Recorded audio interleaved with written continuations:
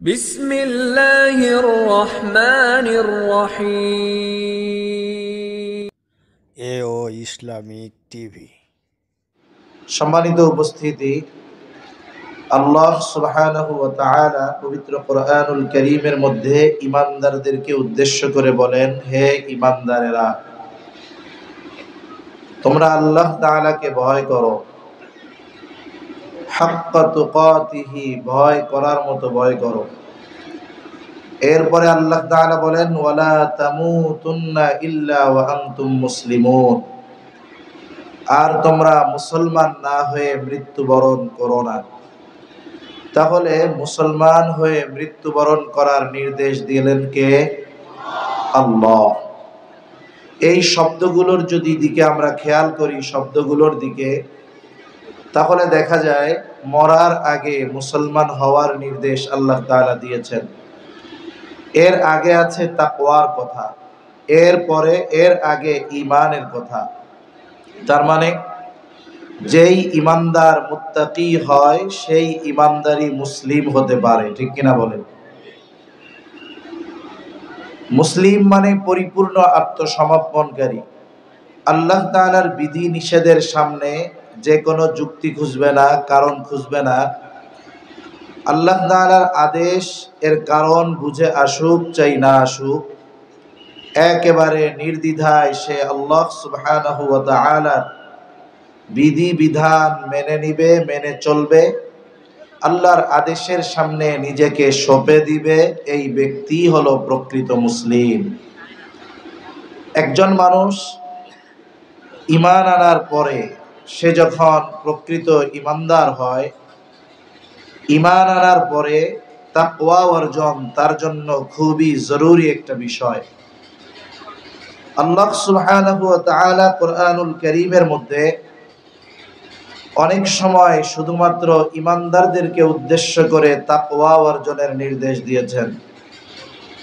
আবার কোথাও কোথাও আল্লাহ তাআলা সমগ্র মানব জাতিকে উদ্দেশ্য করে তাকওয়া অর্জনের নির্দেশ আল্লাহ তাআলা দিয়েছেন। আল্লাহ সুবহানাহু ওয়া তাআলা যখন সমগ্র মানুষকে উদ্দেশ্য করে তাকওয়ার নির্দেশ দেন, সেই সময়টাতে তাকওয়া দ্বারা উদ্দেশ্য হয় আল্লাহ তাআলার প্রতি ঈমান আনা। এই জন্য কোন ব্যক্তি যখন ঈমান আনে, সে তাকওয়ার সর্বনিম্ন স্তর এটাতে সে পৌঁছে যায়। প্রত্যেকটা ঈমানদার মুত্তাকি। তাহলে আল্লাহ তাআলা ঈমানদারদেরকে কোন তাকওয়া অর্জনের নির্দেশ দিলেন? আল্লাহ সুবহানাহু ওয়া তাআলা সমগ্র মানব জাতিকে উদ্দেশ্য করে যখন তাকওয়ার কথা বলেন, তখন উদ্দেশ্য হলো ঈমান। আর যখন ঈমানদারদেরকে উদ্দেশ্য করে তাকওয়া অর্জনের নির্দেশ দেন, তখন মূলত ঈমান আনা উদ্দেশ্য নয়, বরং এখানে উদ্দেশ্য ভিন্ন কোনো কিছু। যেমন আল্লাহ তাআলা সব মানুষকে উদ্দেশ্য করে তাকওয়ার নির্দেশ দিয়েছেন। আল্লাহ তাআলা কোরআনুল কারীমে সূরাতুন নিসার শুরুতেই আল্লাহ তাআলা বলেন, ইয়া আইয়ুহান নাসুত্তাকু রাব্বাকুমুল্লাযী খালাকাকুম মিন নাফসিন ওয়াহিদা। আল্লাহ রাব্বুল আলামিন বলেন, হে মানব সম্প্রদায়, ইত্তাকু রাব্বাকুম, তোমরা তোমাদের রবকে ভয় করো। কোন রব? বলে আল্লাযী খালাকাকুম মিন নাফসিন ওয়াহিদা, যিনি তোমাদেরকে একটি প্রাণ থেকে সৃষ্টি করেছে। এই পৃথিবীতে যত মানুষ আছে, হোক সে মুসলিম হোক সে অমুসলিম, হোক নাস্তিক কিংবা আস্তিক, বলেন তো সবার রব কে? আর একটু জোরে বলেন না কে? তাহলে আল্লাহ তাআলা সমগ্র মানব জাতিকে উদ্দেশ্য করে তাকওয়া অর্জনের যখন নির্দেশ দিয়েছেন, এর দ্বারা উদ্দেশ্য, হে মানব সম্প্রদায়, তোমরা সবাই ঈমান আনো। কার উপরে? আল্লাহ তাআলার উপরে। আল্লাহকে বলে যিনি তোমাদের রব।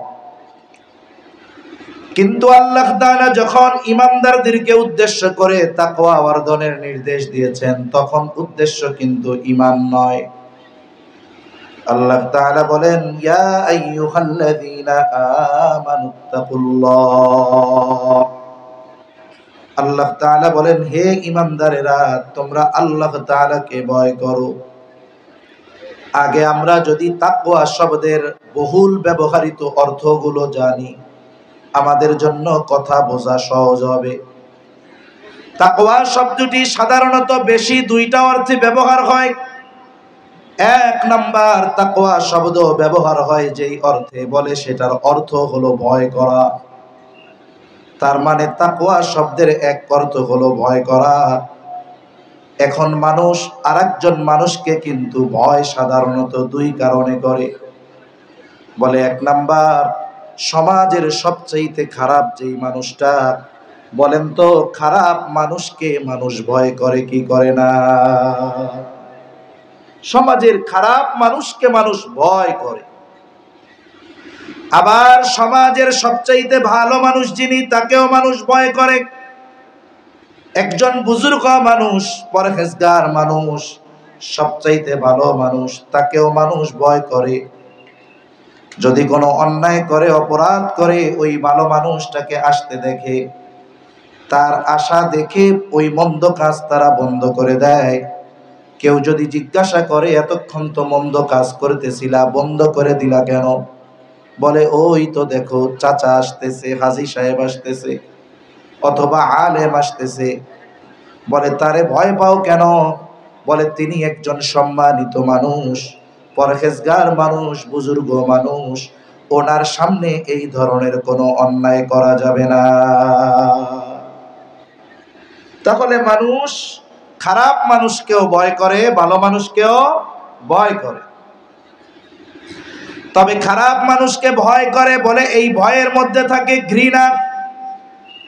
অনেক সময় খারাপ মানুষকে দেখার পর সে কিন্তু সালামও দেয়, হাসি মুখে কুশলাদিও জিজ্ঞাসা করে। আবার যখন তাকে অতিক্রম করে যায়, মনে মনে বলে, আল্লাহ, লোকটা মরলে খুব ভালো হইতো। ঠিক না?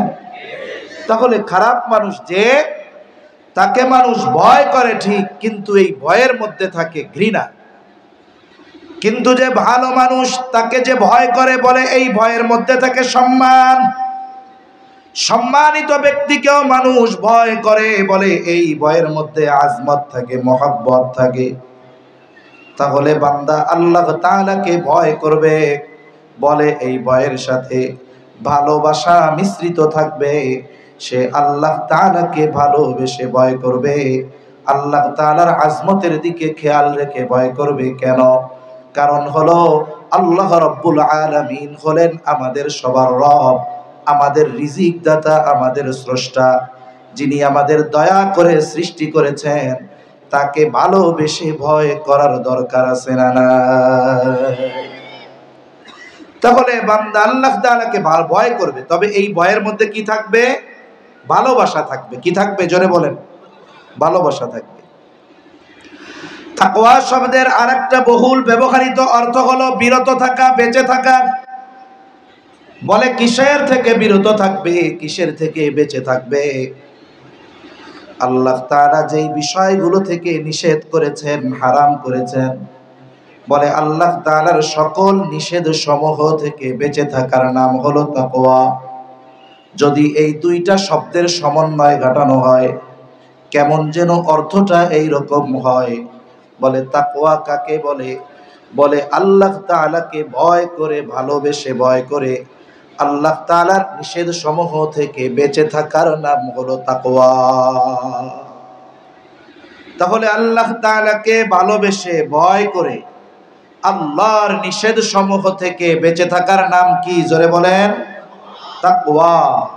ভলিউম বাড়াইতে হবে, এত দূর থেকে, এতটুকু কাছ থেকে আওয়াজ টানতেছে না, এটার আওয়াজ আরো ছাড়ে না, আরো অনেক ছাড়তে হবে আওয়াজ, যেন ইজি কথাটা নেয়। তাহলে আল্লাহ তাআলাকে ভয় করে, ভালোবেসে আল্লাহর নিষেধ সমূহ থেকে বেঁচে থাকার নাম কি? তাকওয়া। যেই মুমিন আল্লাহ তাআলাকে ভালোবেসে আল্লাহর নিষেধ সমূহ থেকে বেঁচে থাকে, বলে তার নাম হলো মুত্তাকি। তাহলে আল্লাহ তাআলা যখন সমগ্র মানব জাতিকে উদ্দেশ্য করে বলেন, ইয়া আইয়ুহান নাসুত্তাকু রাব্বাকুম। তখন অর্থ হলো, হে মানব সম্প্রদায়, তোমরা তোমাদের রব আল্লাহ তাআলার উপরে ঈমান আনো। আর যখন আল্লাহ তাআলা ঈমানদারদেরকে উদ্দেশ্য করে বলেন, ইয়া আইয়ুহাল্লাযীনা আমানুত্তাকুল্লাহ, হে ঈমানদারেরা তোমরা মুত্তাকি হও, এর দ্বারা উদ্দেশ্য হলো, হে ঈমানদারেরা তোমরা আল্লাহ তাআলাকে ভয় করে তার নিষেধ সমূহ থেকে বেঁচে থাকো। বলে যেই মুমিন আল্লাহকে ভয় করে তার নিষেধ সমূহ থেকে বেঁচে থাকে তার নাম হলো মুত্তাকি। আর যেই ব্যক্তি মুত্তাকি, বাস্তবে ওই ব্যক্তি পরিপূর্ণ মুসলমান। এখন বলুন তো, এই দৃষ্টিকোণ থেকে আমরা যারা এখানে আছি, আমরা তো মুমিন, আমাদের মুত্তাকি হওয়ার দরকার আছে না নাই?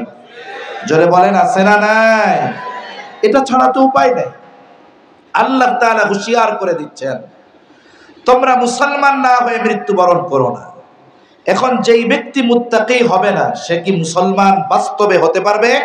পারবে না। আল্লাহ তাআলার নিজাম অনেক সুন্দর। আল্লাহ তাআলা শুধু বান্দাকে কোনো বিষয়ের আদেশ দেন এমনটা নয়, বরং ওই আদেশ বাস্তবায়নের পদ্ধতিও যিনি বলে দেন তিনি কে? আল্লাহ তাআলা। মনে করেন আপনাদের এই এলাকার একটা মানুষ জীবনে ঢাকায় যায় নাই, চিটাগাং তো বহুদূর।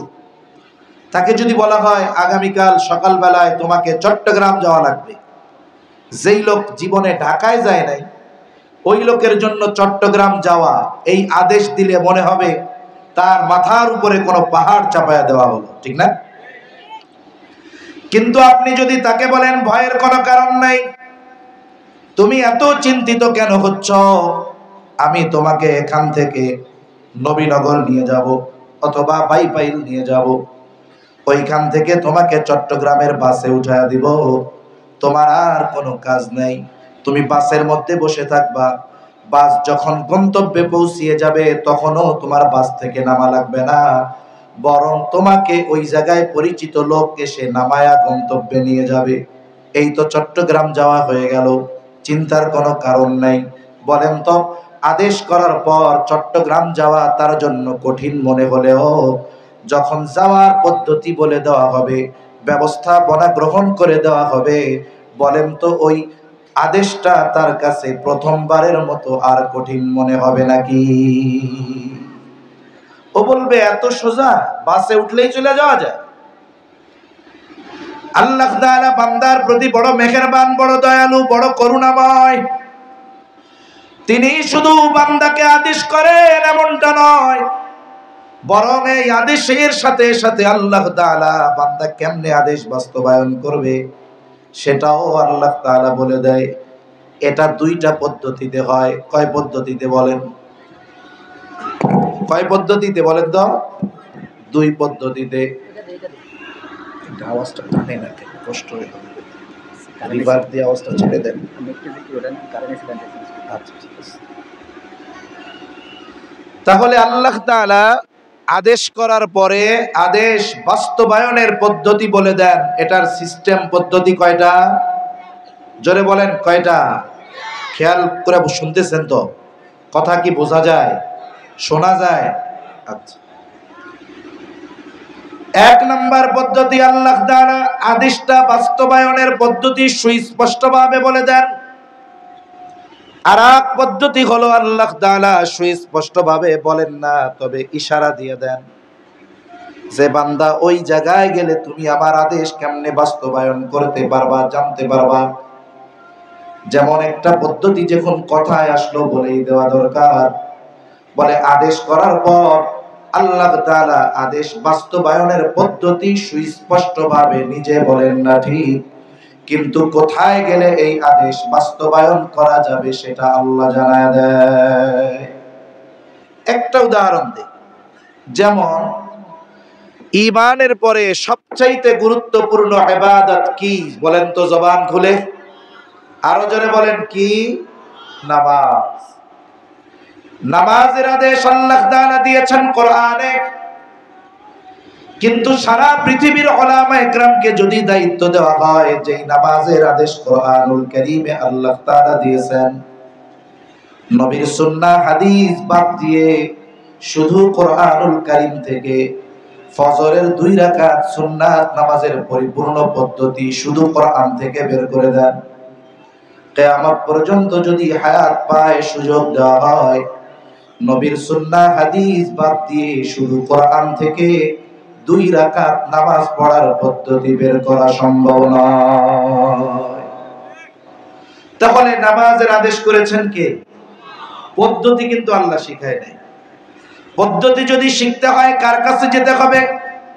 আল্লাহ তাআলা কোরআনুল কারীমের মধ্যে অনেক জায়গায় আমাদেরকে জানায়া দিয়েছেন, আল্লাহর আদেশের আনুগত্য যদি করতে হয় রাসূলের আনুগত্য করতে হবে। তার মানে এই আদেশের বাস্তবায়ন যদি শিখতে হয় নবীর দিকে যাইতে হবে।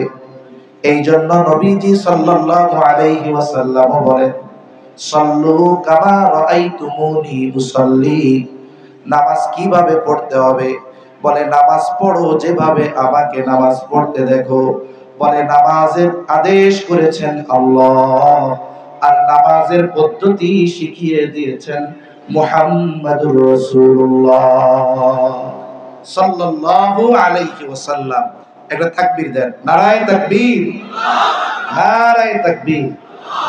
এরকম মাহফিল কিন্তু একদিক দিয়া ভালো, অল্প সময় বেশি কষ্ট করে কথা বলা লাগলো না।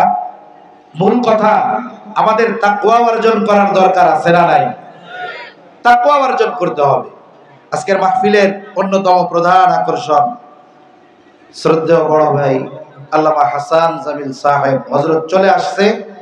আপনারা যে যেখানে আছেন একেবারে তাড়াতাড়ি এসে জমে জমে বসে যান, আমি এখনই শেষ করে দিব।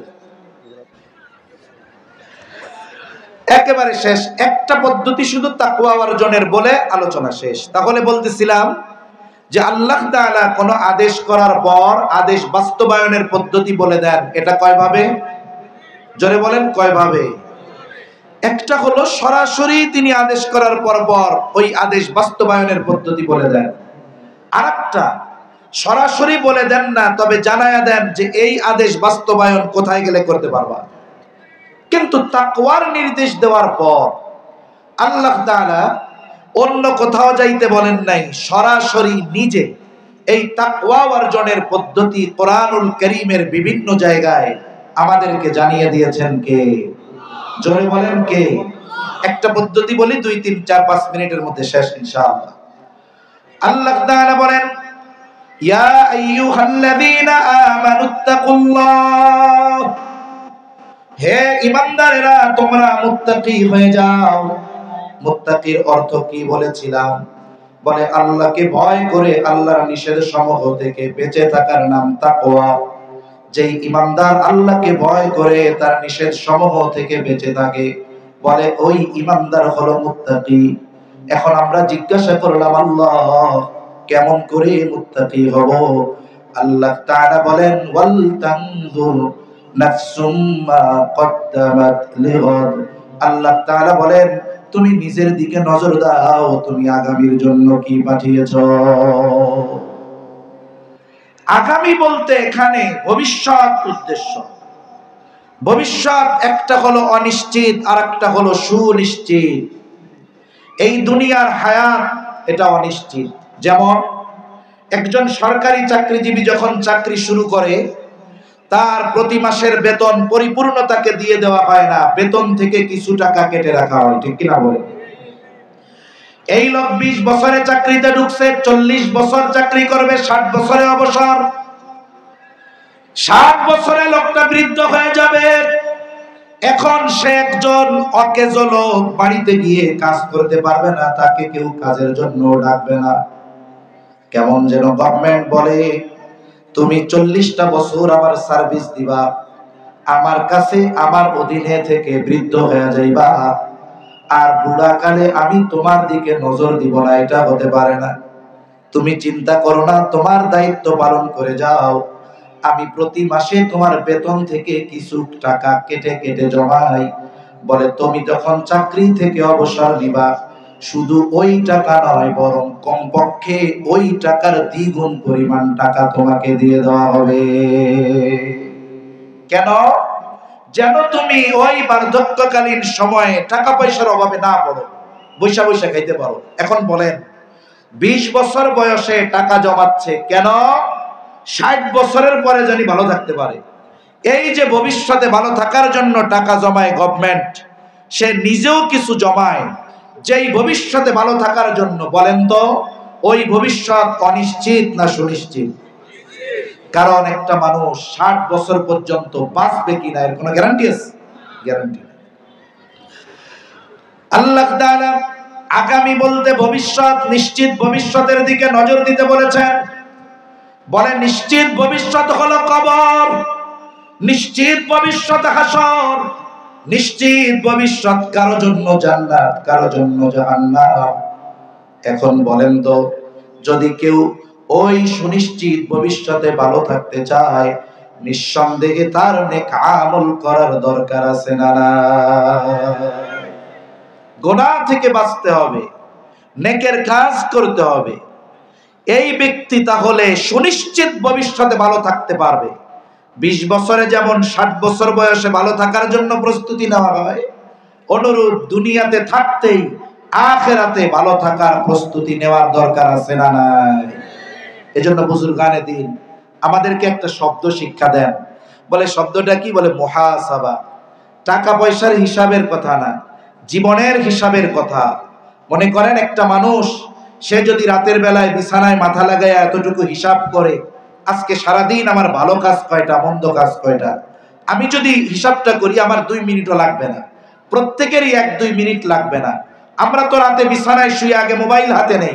এই কাজটা বাদ দিয়ে আজকে রাতটা কমপক্ষে একটু ট্রাই করেন, বালিশে মাথা লাগাবেন, মোবাইলটা দূরে রাখবেন, হিসাব করবেন আজকে সারাদিনের ভালো কাজ কত, মন্দ কাজ কত। এইবার আপনি বের করে ফেলতে পারবো আজকে ভালো কাজ বেশি না মন্দ কাজ বেশি। বিজ্ঞান বলে মানুষ যখন রাতে বিছানায় নিরিবিলি শয়, ও যেই চিন্তা দিয়ে তার ওই বিছানাতে শরীর লাগায়, ওর প্রভাব গোটা রাত তার মধ্যে থাকে। এখন সে হিসাব করলো, দেখলো সওয়াব কম গুনাহ বেশি, তার মধ্যে চিন্তা আসবে, আরে আজকে তো আমার গুনাহ বেশি সওয়াব কম। যদি বিগত হায়াতের হিসাবটাও এরকম হয়, গুনাহ বেশি সওয়াব কম, তাইলে তো আখিরাতে আল্লাহর সামনে আমার গুনার বোঝা নিয়ে উপস্থিত হতে হবে।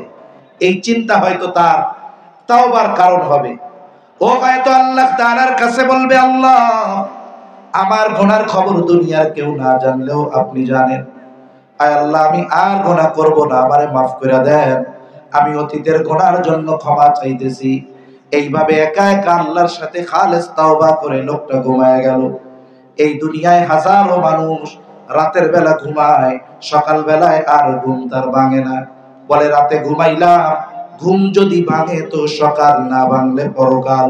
কিন্তু এই ব্যক্তি যদি ঘুমায় যায়, আল্লাহ না করুন এই ঘুম যদি তার শেষ ঘুম হয়ে যায়, আশা করা যায় এই যে হিসাবের কারণে তওবা করলো আর তওবা করে রাতে ঘুমালো, এই ঘুম যদি তার জীবনের শেষ ঘুম হয়ে যায়, আশা করা যায় কিয়ামতের দিন আল্লাহ তাআলার সামনে আমলনামায় গুনাহ শূন্য হয়ে সে হাজির হবে।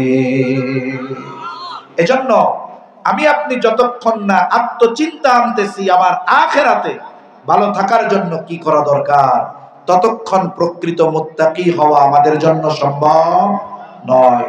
এজন্য নবীজিও আবু যর রাদিয়াল্লাহু তাআলা আনহুকে বলেন, হে আবু যর, তুমি যেখানেই থাকো না কেন ভয় করবা কাকে? 2 নম্বর বলেন, তোমার দ্বারা যদি কোনো অন্যায় হয়ে যায় সাথে সাথে ভালো কাজ করবা। কেন? তামহুহা, ভালো কাজ মন্দ কাজকে মিটায়া দেয়। আর অখালিকিন নাস বিখুলুকিন হাসানিন, মানুষের সাথে সদাচরণ করবা। ব্যাপক অর্থবোধক শব্দ সদাচরণ। মূল কথা হলো প্রত্যেকটা মানুষই আমার আপনার কাছে কোনো না কোনো হক পায়। অমুসলিমও হক পায়, পায় কি পায় না? যেই ব্যক্তি যেমন হক আমার কাছে প্রাপ্য, তাকে তার হক প্রদান করাটাই হলো সদাচরণ। এটা অর্থনৈতিকভাবে হতে পারে, আচরণগত দিক দিয়ে হতে পারে। আল্লাহ সুবহানাহু ওয়া তাআলা আমাদের সবাইকে আল্লাহ তাআলাকে ভয় করার মতো ভয় করে প্রকৃত মুসলমান হয়ে এই দুনিয়ার সফর শেষ করার তৌফিক আল্লাহ দান করেন। সকলে বলি আমিন। ওয়া আখিরু দাওয়ানা আনিল হামদুলিল্লাহি রাব্বিল আলামিন। আসসালামু আলাইকুম।